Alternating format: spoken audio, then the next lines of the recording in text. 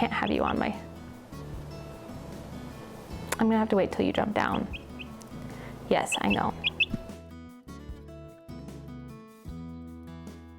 I remember when I was trying to figure out how to raise my chickens so that they were friendly, there's a lot of information out there and not all of it worked for me. And so you can decide on your own. I am humble enough to know that I might not have the right answer. But if in the event that this does resonate with you, then I do hope that you gain something from it. And that's my one goal here on this channel, is to be able to offer another way, because there's a million ways to do it. Maybe not a million, that's an exaggeration, a bit dramatic, but there's a lot of different ways to do this.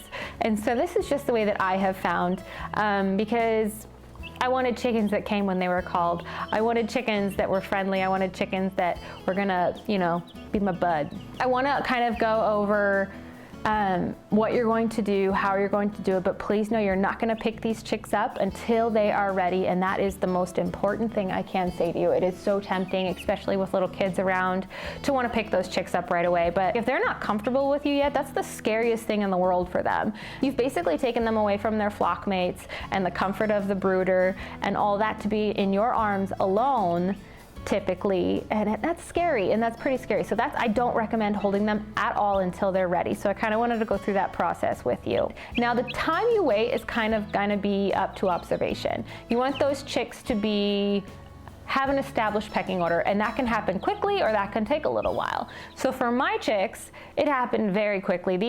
I hatched these out of an incubator, so they were all in the incubator together. They were all, with the exception of one, they were all put in the brooder at the same time. And so I waited, I watched, and once I realized, okay, I know who the head honcho is. Can you guys decide who the head honcho is?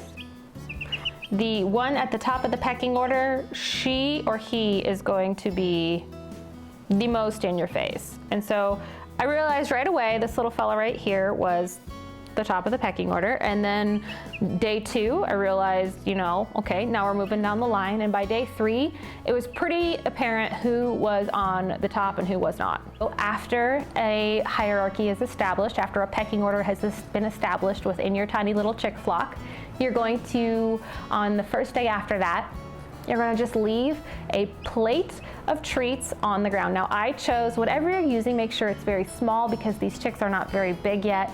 And I also had grit available. So if you're going to be introducing treats, you want to make sure to have grit available so that they can properly, you know, digest whatever you're giving them, because treats aren't necessarily recommended in small quantities.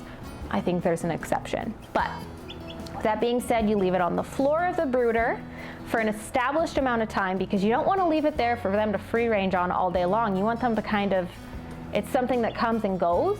So when it's there, they want to go up to it. They want to eat all they can right then and there. At this time, I still hadn't put my hand in yet. It's just introduction to treats. And so they kind of got used to it, realized they liked treats, they realized they like them a lot.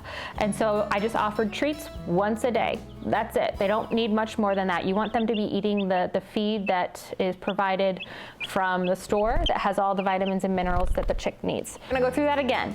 First day after pecking order is established, we're gonna go in and we're gonna give them treats.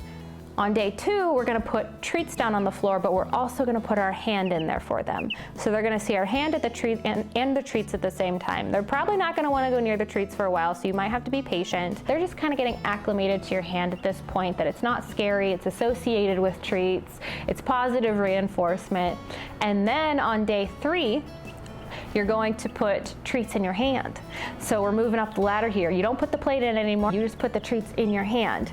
And then this way, it's gonna take a long time, you guys. I think I probably sat there with my hand in that brooder for like 30 minutes. You just need that one dominant chick to be able to come up and start pecking, and then all the other chicks are like, oh, okay, this isn't a bad thing. So eventually those ones that are lower on the pecking order might come up. It just is gonna take a little bit longer. And then on day 4, you do it again, and that's just it. You just hold the food in your hand, and you continue doing that day after day. But what you're looking for is for them to jump up into your hand. And when they start jumping up into your hand, you're making big leaps. So once the chick jumps into your hand with treats in it, the next thing you're gonna be looking for is to take the treats away and then just put your hand in with just your bare hand and see if they'll come to you. Eventually, you can put your hand in there, and here they come. See, they're looking for all their treats, and you can just pick one up. And then that's the step, you guys. This chick has willingly come to me and let me pick her up. And then, you know, it's not scary for her anymore. And I don't know, like, what kind of brooder y'all have. I like this one because I can just sit in there. If you have a brooder where you have to reach down into it, it might be a little bit more uncomfortable for you, but just be patient with these chicks. It's really not something that takes a long time, so long as you're patient. And I do have a little son who would go in there and he would pick them up, and before they were ready, and they just, it kind of set it back a little bit. And if anything, I just think they're afraid of Dakota now. So I hope that's not the case, because he loves them. But I think it's just so rewarding to like get to that step when they're just jumping into your hand willingly. And yeah, it is very rewarding to be a part of that experience. And then by that point, when they are willing to jump into your hand, hold them as much as you want. At that point, I do think the recommendation to hold them is absolutely good, because they have established that you're not scary. You're the provider of treats, you're the provider of security, you're the provider of a lot of things. And so they aren't afraid of you anymore. So yeah, hold them as much as you want at that point. But that's gonna be it for me, guys. I do hope you guys are enjoying your baby chicks. If you've got them, I hope you're anticipating them if they're coming soon. And I love chicks, you guys. I love chickens, I love chicks. There's nothing better than a friendly chick. And they can be friendly. Even roosters can be friendly. So with that, I'm gonna sign off. Thank you guys for tuning in, and we'll see you guys in the next one. Oh, I love you guys. Okay, do you guys wanna take a little nappy?